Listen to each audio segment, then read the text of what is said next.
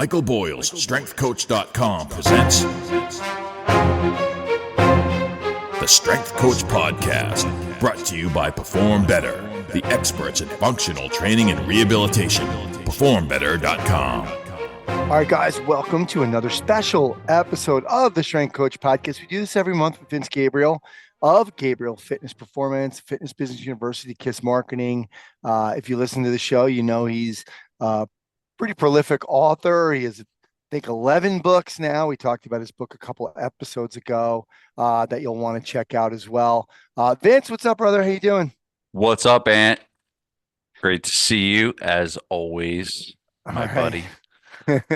Well, I was reading your newsletter, and we're always kind of, people don't know this. Well, we might talk about it sometimes, but like this is always off the cuff for us. We really kind of come up with topics to talk about, and actually something I'm kind of a little proud of too. Like, we don't even know what we're talking about, and then we kind of come up with some good conversation. We throw something together, and it always ends up okay.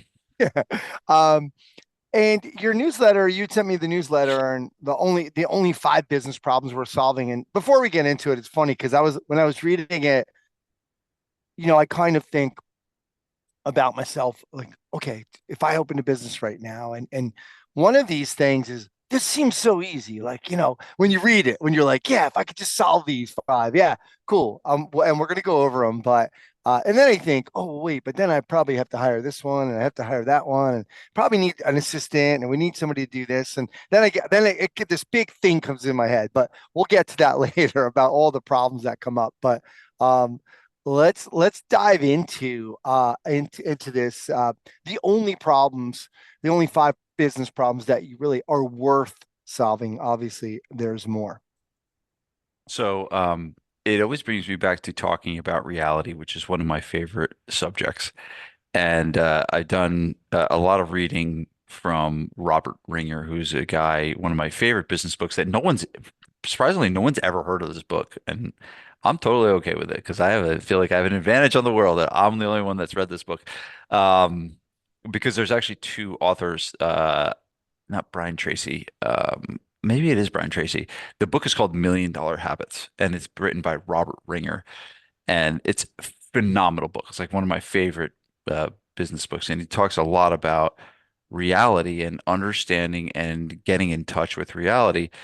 And I think that a lot of business owners struggle because of their inability to really stay in touch with reality. And one of those things relates to problems and how people view problems. Is the business owner that's in touch with reality, that's out of touch with reality, will get a business problem that comes across his desk, and all of a sudden he will freak out and think, like, well, how could this happen? Like, what is this? It's like, and at the end of the day, I'm not saying it's easy to do that, but at the end of the day, what you have to understand is problems are part of the living experience of life, and they are definitely part of the living experience of being a business owner. And the faster you realize and understand that, the better you're going to be able to respond and react to the things that happen over the course of your day, right? Because it's not about, running a business that avoids every problem. It is about running the business the best you possibly can. And when a problem arises, you do your best to try to navigate that situation. And at the end of the day, that's kind of what we get paid for, right? As business owners, we get paid to solve problems. And business is a never-ending bout of solving problems. That's really what it is. And so the email today was really all about what problems people see. And the purpose of the email is I wanted to kind of narrow down the playing field of what are the actual problems. Now, there's problems within each of these problems, but all of the real business problems that equate to money are going, because that's essentially, you have to look at it like that. If you run out of money, you go out of business. That is the biggest problem, right? The biggest problem is going out of business, right? That's the biggest problem we got. And so if we don't pay attention to that, so these problems that I'm talking about are linking, the down to the money train, if you will. Sure. Okay. And also too, that's what people like want. Like you start a business to make money Sure. at the end of the day. And we can't sugarcoat that. We can't, oh, I owned a gym to change lives. It's like, yes, and you started a gym to make money.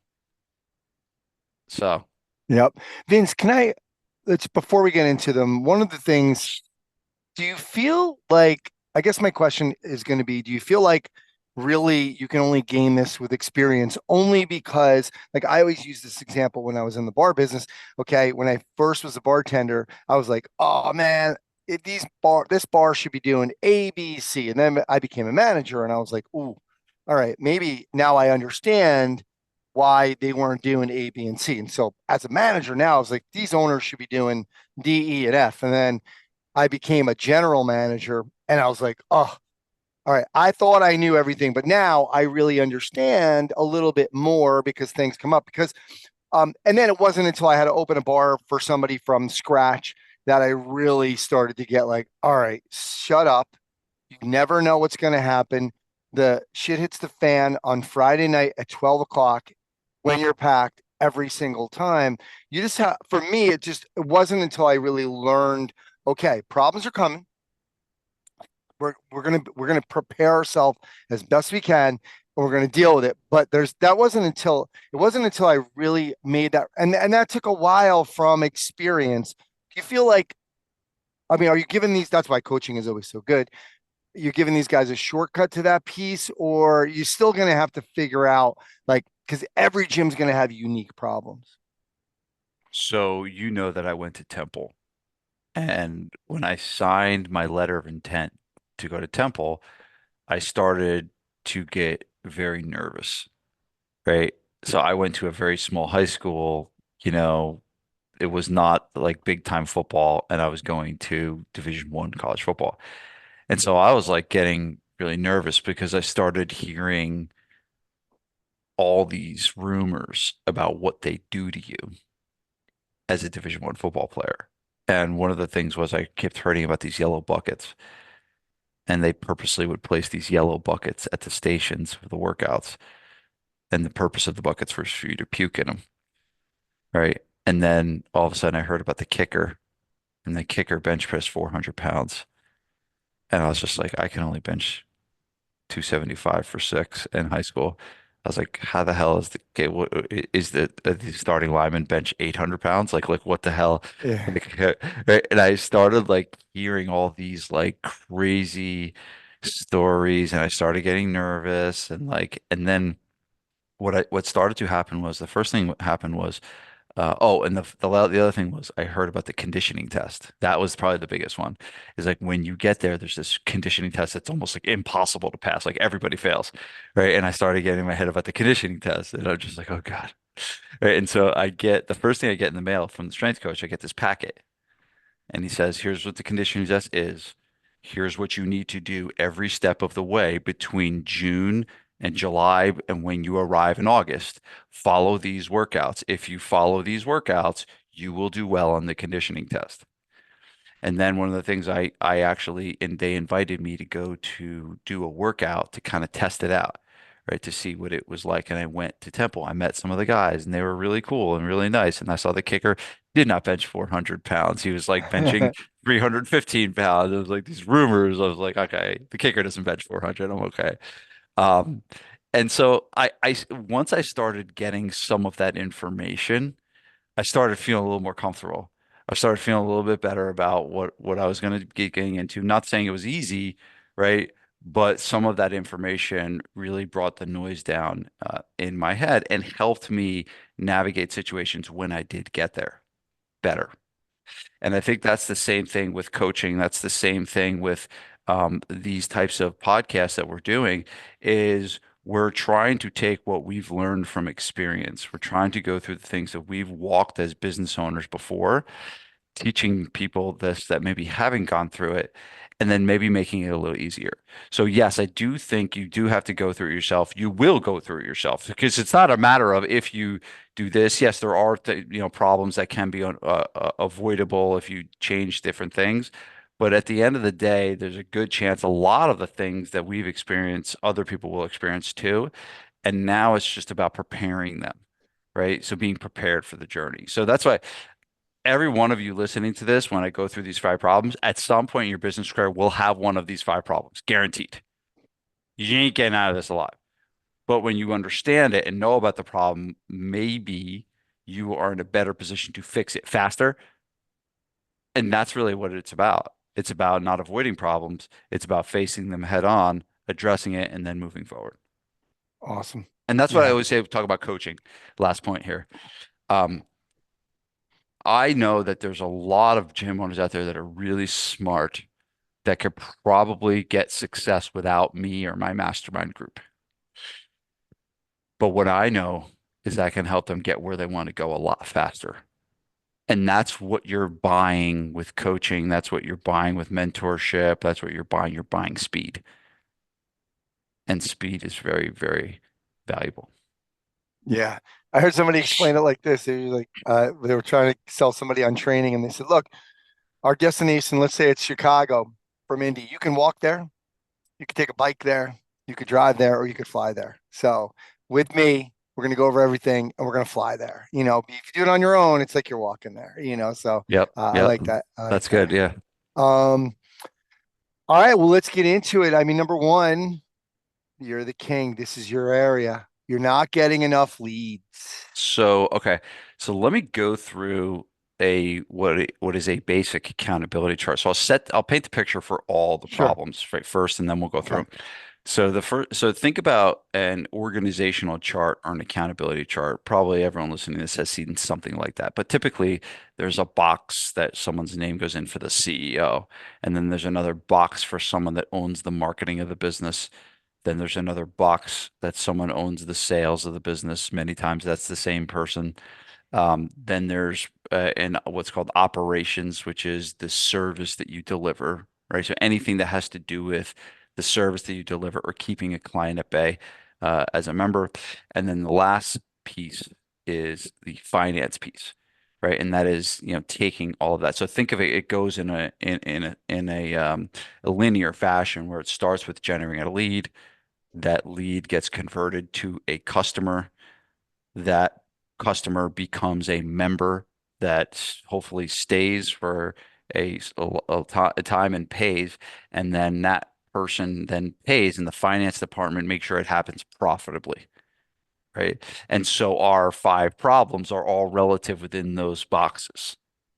And so we really just go down the line over what it is, because at the end of the day, if money is the issue, if we're having a problem and money is the issue, and it usually is because money's the scoreboard, right? Money is the scoreboard in business. I've never had a gym owner yet come say, I'm making too much money. I don't know what to do. I haven't had that. I haven't had that happen yet. I'm making too much money. I don't know what to do. Why are people opening up more gyms? Opening up more gyms is to make more money, right? That's kind of like what's happening, right? So the first one is a marketing problem. It's a lead problem. They're not generating enough leads. And understand this, and you just said that I talk about this a lot. I talk about it a lot, one, because I love it, but I talk about it a lot because I know so many people struggle with it. I I said this. I think some gym owners naturally can sell just because they got good personalities or whatever, and naturally they're probably good coaches and maybe they can lead a few people. So I think there's some of those things with conversion and sales that just you can make up for lack of skill with who you are as a person. It's kind of harder to do that with marketing. Like with marketing, you kind of got to know your stuff and know what to do, right? So the first thing, you have to identify is, how is this a problem? And it's a problem when you've set a goal for a certain amount of leads that you want and you're not hitting the goal. So when we go back to reality, we talk about it is a problem because there's a metric that's not being hit. That's when we know it's a problem. If all of a sudden I have all the leads I need, it's not usually an issue. Conversion new clients is not usually an issue, or leads is not an issue. I'm getting what I need. So you have to pay attention to how am I measuring the success of this? And you measure the success of your marketing with how many leads that you are actually getting. Now, I can't take the entire, like, think of how much we've talked about marketing on these different podcasts. Yeah. This could be a podcast, obviously, just this. That's not the point of it. The point is to teach you about the problems that you have. But I will say one of the most common things is a lack of ownership over the results of the marketing. And I think that one of the reasons why there's no lack of ownership is because it does take skill, like I said.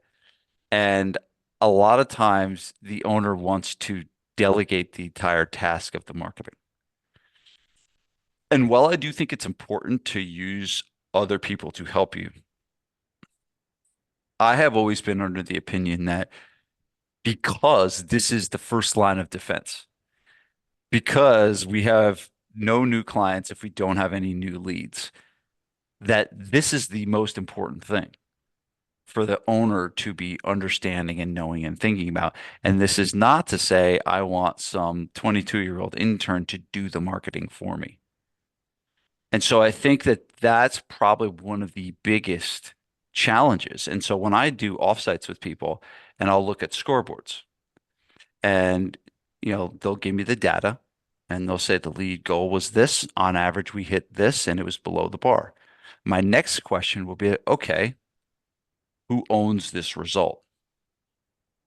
And a lot of times they'll look at me like, well, I thought she did, or I thought he did. Like, it's just like they don't even know who owns the result. And I think the number one way to get a lead goal on track is for someone to say, this is my thing. I own this. I am responsible for making this happen. And I'm going to use every possible resource I have around me to do just that. And again, without getting into everything it could be in marketing, right? We're not getting into that today. But at the first glance, someone has to own the marketing. And typically, usually it is the owner. And that's why, like, I spend so much time teaching it because I do realize that, all the books I've written and everything like that, I do realize that most gym owners do not have a marketing education and a marketing background, but you need one. Outsourcing this entire piece of your business is going to get very, very, very expensive. Now, the one piece where I think it should be outsourced, and I've said this many times, I believe your digital should be outsourced, right? I don't think it's smart for you to spend 6 hours a day learning code on Google. Like, don't, like, stop, get out into the community, Yeah. go run your business. So same thing with like Facebook ads and learning how to run Facebook ads and like all the changes and stuff. My guy, so I own a marketing agency. I have nerds in San Antonio, Texas that have their face in their computers all day long. And the only thing they do is test ads, run ads, change this, change that, more money here, less money here, more money on this one, less. And that's all day. They have their face in the computer and it works because that's how they do it. And even though, and then that's how they do it, it still causes problems. They still run into issues. The cost per lead still does spike high, and they have to do it. And they're in it all day long, all day long. I can't imagine a gym owner trying to do that Yeah. with all the other things that they have going on. So the one thing that I think always should be outsourced, again, pending if you're just starting out and you have 5 clients, no, maybe you don't hire an agency. But if you got a gym and you got 5 trainers working for you and you're responsible for the marketing and you're finding yourself doing all that stuff, man, that's that's um that's not a that's not the best possible use of your time. Yeah. So I think that the marketing gets on track when someone steps up, when someone owns it, and someone gets the help they actually need. Now, real quick, from the perspective of, let's say, I'm going to take that over. What is it that you really want me to like really be knowledgeable in? Is like, okay, Ant, you better know your avatar like the back of your hand. You better know what outlets, what distribution we want, what in the glove, like what are our 5 pieces of distribution where we want to advertise. What is it in the very least that you want that owner to be, at least make sure you know this X amount, Great you're going to question. outsource digital, et Yeah, cetera. great question. So very, very briefly, because again, like I said, we could go deep Yeah. into this, Yeah. right? But very briefly, there's the three parts of there's target market, right? There's who's the person is. There's the message. That's a combination of the things you say to get people to raise their hand. They say things like "This is for me," with the video, the words, whatever. Combined with the offers that you make, your 6-week challenge, your 30, that makes up the marketing message. Yeah. And then the third thing is the media, right? And this is all the things that you put out there that is the marketing glove, right? Yeah. Now, I've been talking about this a lot lately, and I want to say this as much as possible. I've said it on many other podcasts, but I think this is one of the most informative things that I could teach you about marketing is reality wins. And so what you need to do is you need to go to fix what's working. You need to find out what is working. Or sorry, to fix what's not working, you need to find out what is actually working, right? And there's not a gym out there that hasn't had any new clients this year, right? So most gyms have gotten some new clients this year. And so the exercise is to go back to, we're sitting in September here, is to go back from June, July, and August. Okay. Take all the clients that you've gotten in June, July, and August, write them down. To the right of their name, write down which finger on the marketing glove brought them in. Nice. Website, Facebook ads, direct mail, community event, whatever it is. Write it down. Mhm. When you look at that list, and you should get a visual look at it, that is reality. Those are the things that are working. Those are the things that have brought in new members. And so now the big question is, okay, I've identified what is working. How do I do more of what is working? Before you go to new, before you go to all these other things, before you go, no, Facebook ads are working. I'm spending $500 a month on Facebook. Imagine what would happen if you spent 1,000. Email is working. I'm getting on average 1 to 2 new clients a month on email. I'm sending one email every week. Imagine what would happen if you sent two. And so that's really the first line of like fixing the marketing side of it, right? Is identifying what is real, what is working, what has brought in new members in the past, and how do we do more of that? And the next tier down is how do we do the things that are working better?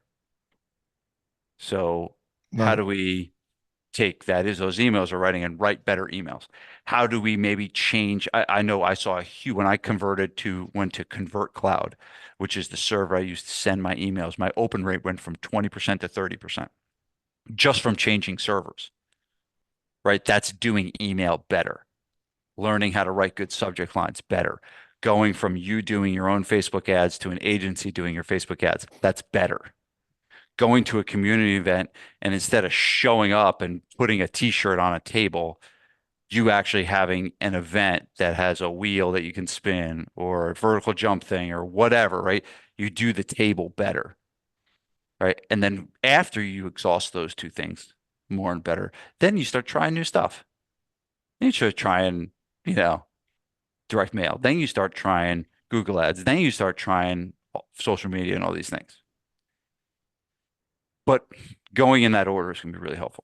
Yeah, it just reminds me of last year, right before Christmas. I think about a year ago, when we did October, November issue or episodes, you just talking about some of the things that you do every year. And you're like, why would I change it? They've been working the whole time. And, like you said, then you were like, okay, we changed it a little bit, like to make it better, but this promotion has worked so well every time we repeat it. So some people like, and you were saying on the show last time that you were like, yeah, some people just think, oh, we did that already. Well, it worked. This reminds me of Jerry Seinfeld. Always says like, don't throw out a joke that works. Like keep it in your act. It worked, and just keep going with it. So, good stuff. Um, cool. All right. So again, we have a lot of shows with that goes deeper into that. Um, but if you're not getting, enough leads, then you're not going to be able to convert enough of the leads to membership. So that's number two. Let's talk about that. Yeah. So conversion rates and when I said before, I talked about how do you measure if it's working or not working. And lead generation was how many, the volume of leads, how many did you get, right? And did it warrant the goal, right? In terms of how many members you want for the year. Did you hit the goal? With sales, it's really more about conversions, right? What is the percentage? And there's really two percentages you want to look at. What is the percentage of the leads you get to maybe you do consultations, right? So the percentage of leads that come in for a consultation, and then the percentage of consultations that buy a membership. So there's really two forms of metrics that we're looking at for sales. And so you want to look at and say, a lot of times people aren't getting new clients, right? And they think it's a marketing problem. They think they don't have enough leads. But really, a lot of times it can be about the conversion. You're converting enough of those leads to consultation. You're not converting enough of those leads in that. And the number one thing I see with conversion, the problem that people have is they don't follow up enough. Talked about this many times. The fortune is in the follow up, and people, with follow up, they get a little squeamy, right? They get squeamish on it. Like they think, oh, I'm bothering people. Oh, I called this person once already. I don't know to call them again. Like, yeah, like call them again, call them 3 times, call them 4 times. I mean, I'm telling you, dude, this is funny. Sorry. So I got trolled on Facebook with this thing called Air Moto, right? And Air Moto is a little box that pumps up your tires, and you don't have to connect it to anything.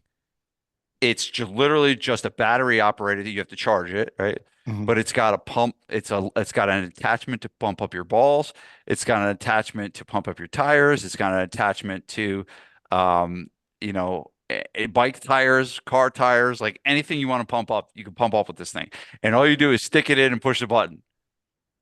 And dude, I'm telling you. So I saw the ad and I was like, first of all, long form sales letter, old school, direct response marketing. Like I was like in heaven going through the process. And so I went to buy it, right?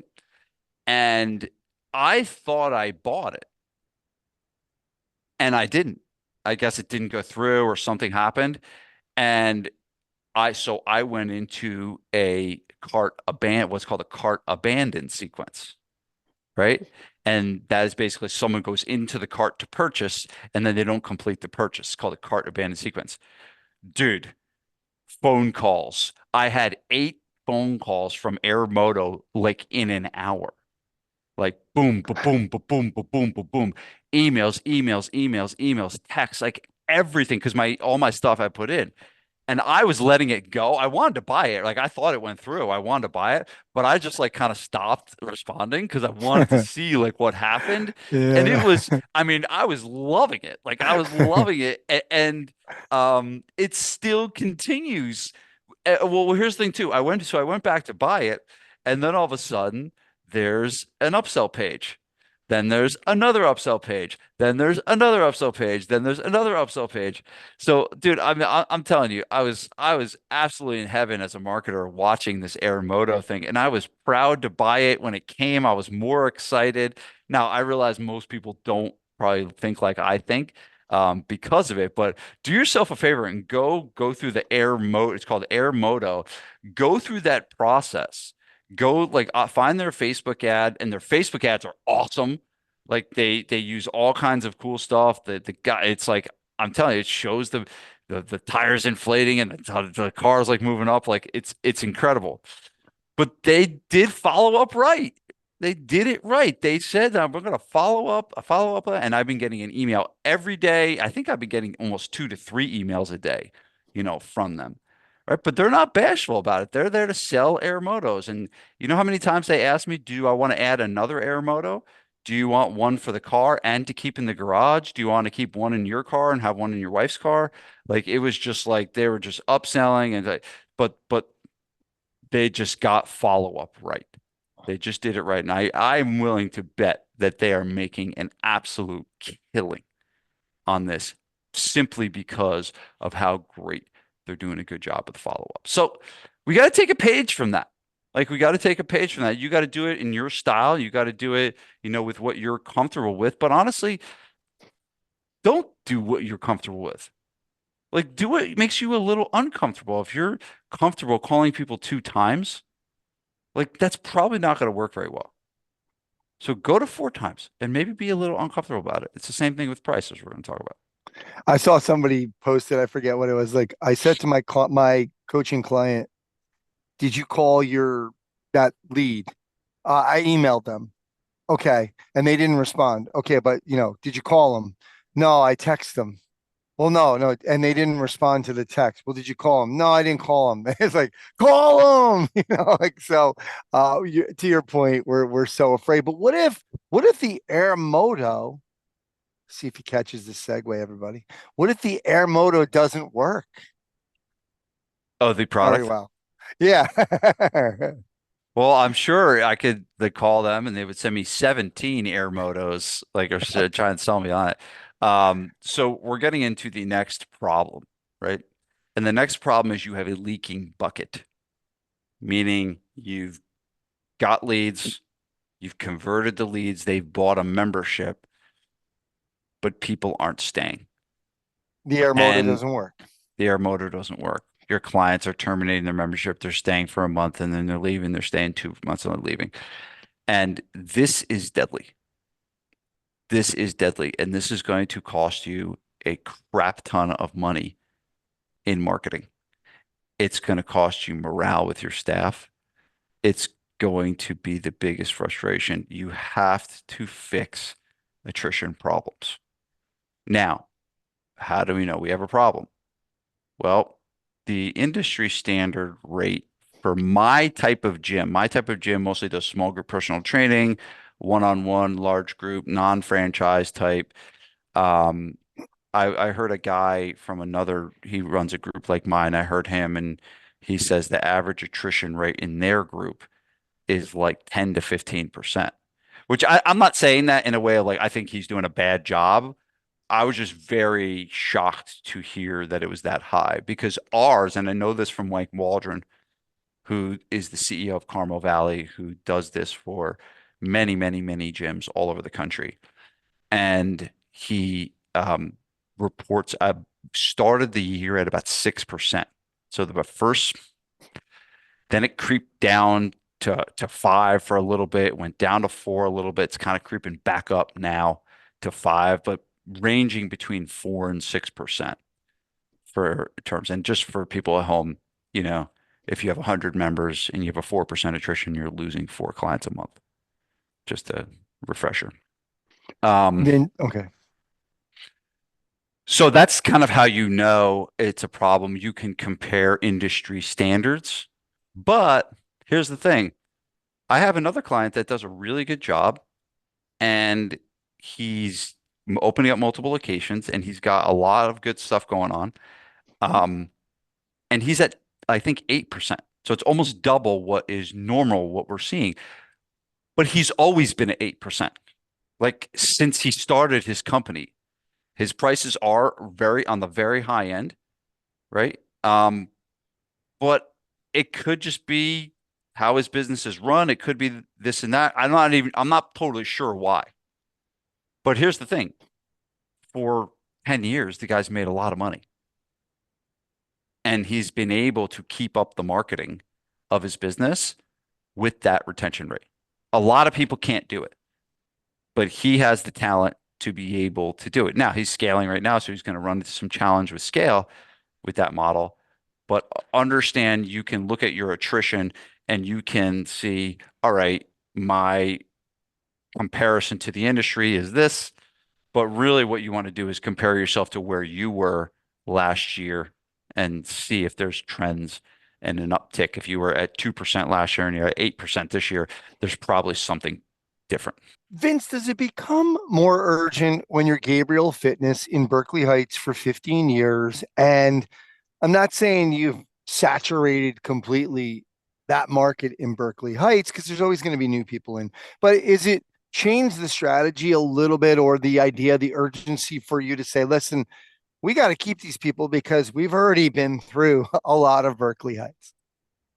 So a couple things there. One, you do have to look at things in trends and not 1 month. So I had a call yesterday with a client who was freaking out because he had one bad month of attrition.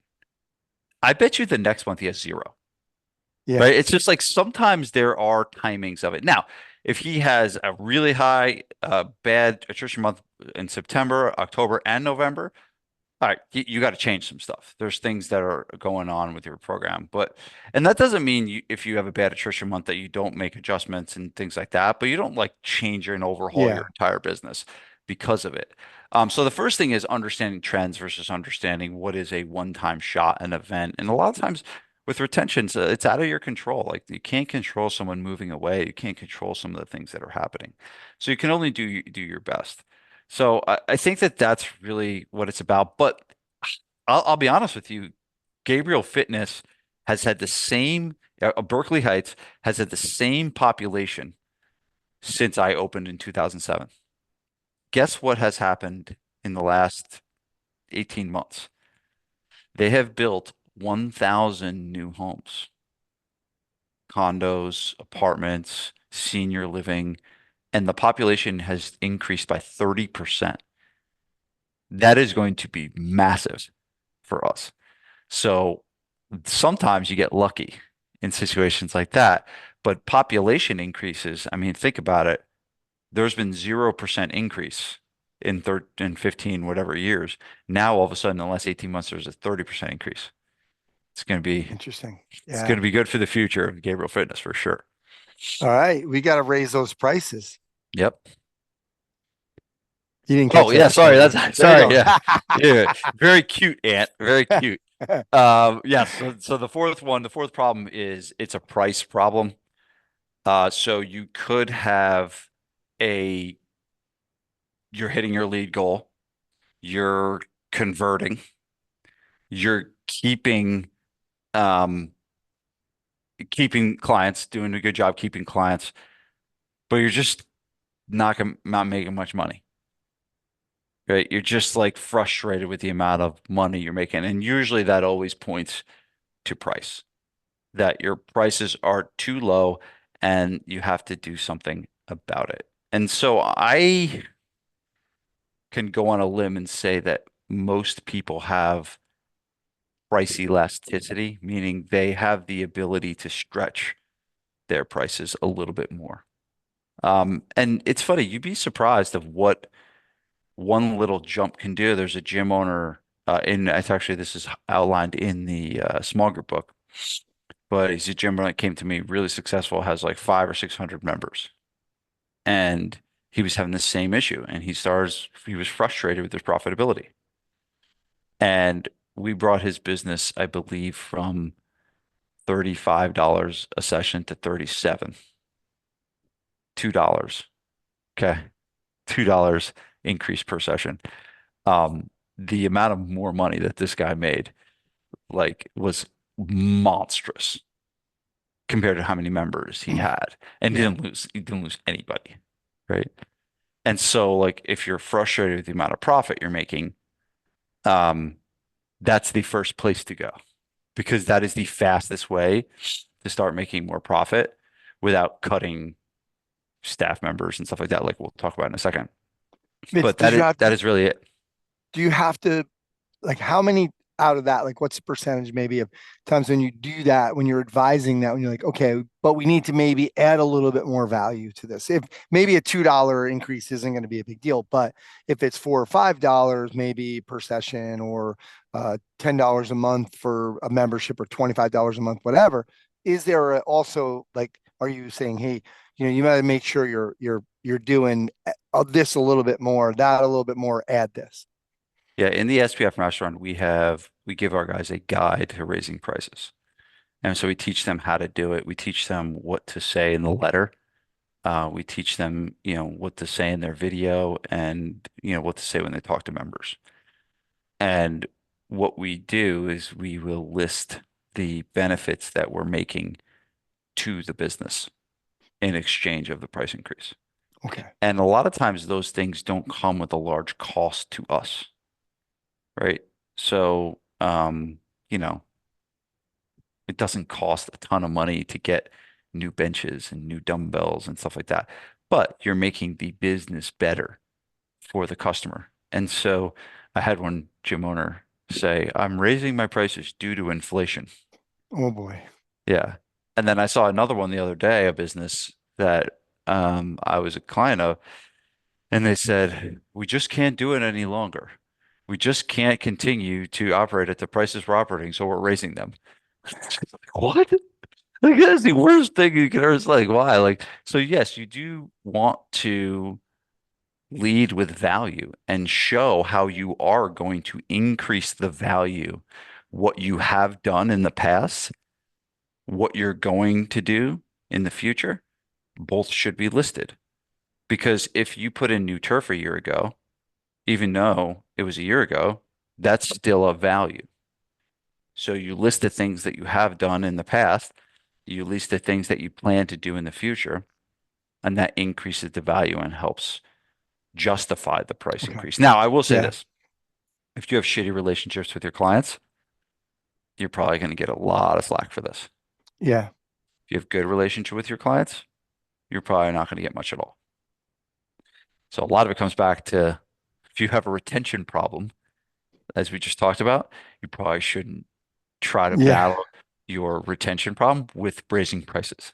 Yeah. Fix the retention problem first before you raise prices. Okay. Yeah, good call. I'm Vince. The last one, I got part of my question will be, shouldn't this be first? Because shouldn't we, it's you talked about in the newsletter, you're not aware of your fixed, variable, and payroll costs, which are creeping faster than revenue is rising. So knowing your numbers, shouldn't that be the initial analysis of like kind of knowing our numbers, knowing what are our leads, what are our sales, what's our retention rate, and are we really charging enough?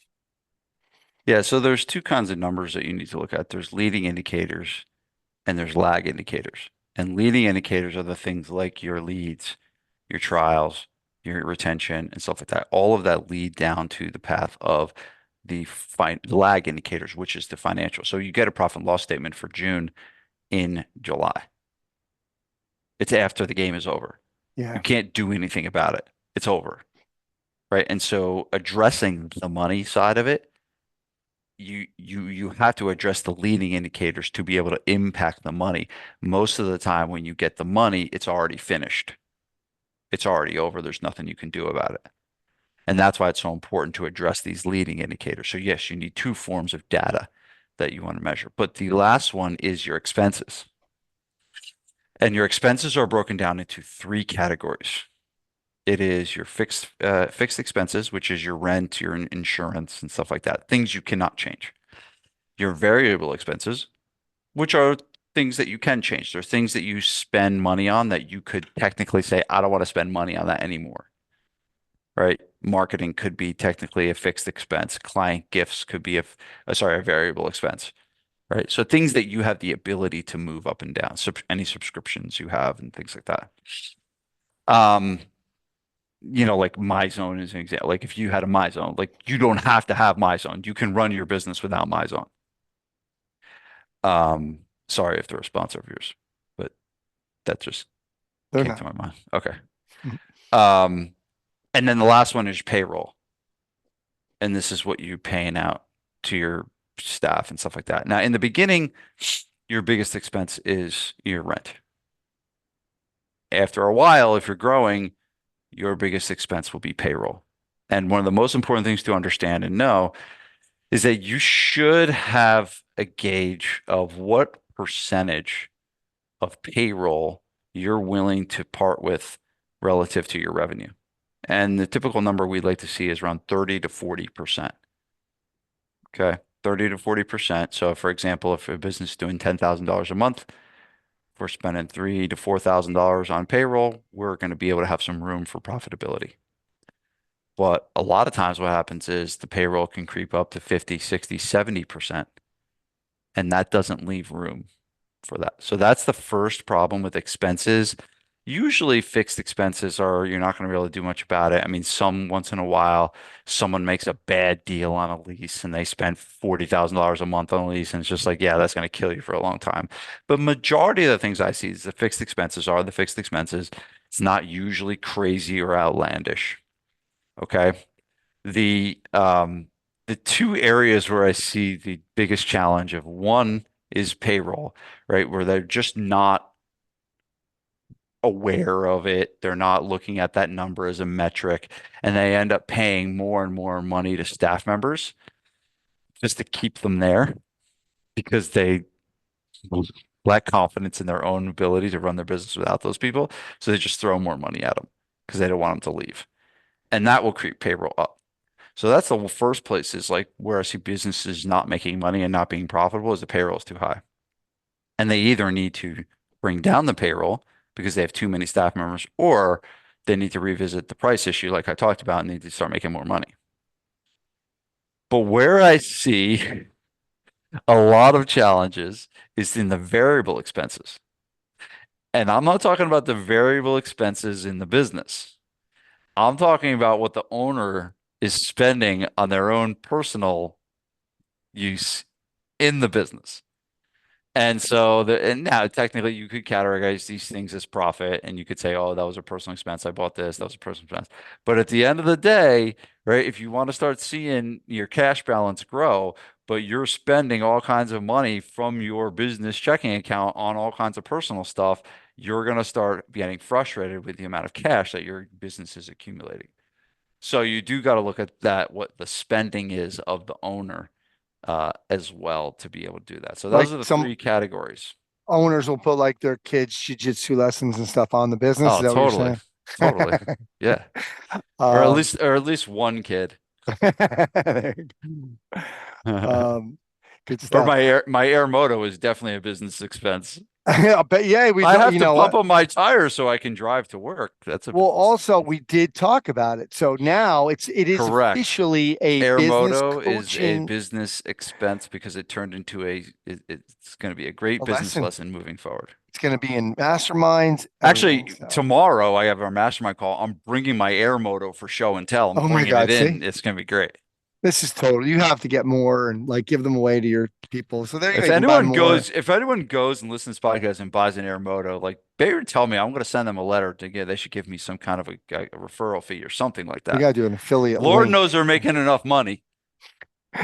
Vince, thank you for doing this. But we got one more thing. Guys, everybody, again, the 5 business problems worth solving. Vince, you're doing a really cool thing. I've been seeing some ads for this on social media, actually. Tell us about how you're giving away a year of free marketing. Talk to us about this. So I've been through probably every digital marketing agency in the fitness industry, hired, fired them all. Got too frustrated with it and started my own. Did that about 5 years ago. My business partner, Will Matheson, runs that business. It's called KISS Marketing. We do digital marketing for gym owners. And we build websites and we run ads, paid ads on Instagram, Facebook, all those platforms. For gyms, we have over 200 clients. We have 14 full-time staff members that are based in San Antonio, Texas. So we're not like outsourcing it to, all overseas and stuff like that. We have real people that are running this company, with us, and we built a great team. To celebrate, it's our 5th year in business, right? And to celebrate that, we are giving away a full year of marketing services. And so that it's about a $35,000 package that we're giving away to one gym owner. Wow. And they'll get a website. We'll build them a brand new website from scratch. We're going to run their Facebook and Instagram ads for 12 months. We're going to set up their entire nurture and follow-up system using our proprietary software. We are going to build out their 12-month marketing calendar so they can have a plan for what they're going to do for marketing. And then we're going to give them a year of coaching and guidance through the whole thing. And all they got to do is fill out the application. And we're going to select one winner on September 24th. So as we record this, so hopefully we can get this out pretty soon. But I think that it could be a really, really great September for somebody that wins this. Yeah, no, this will be out on Thursday, so that's the 18th. Okay, I so they'll think have some today, time. Yeah. yeah, they'll have some time, and we'll kind of make sure We'll we make sure we post it put in Anthony puts the link in the show notes at the very top, the very top. the Okay, very top all the of links will the be that, show and we'll notes. make a banner for it too, and we'll have it on in the stories and Instagram and everything too. So give Yes. people an opportunity to do that. So, Vince, great stuff, man. We haven't talked in about 6 weeks, right? Has it been that long? All right. Well, we got Yeah. scheduled So for October. there you go. Vince, thanks for doing this, brother. You got it, my man. Appreciate it.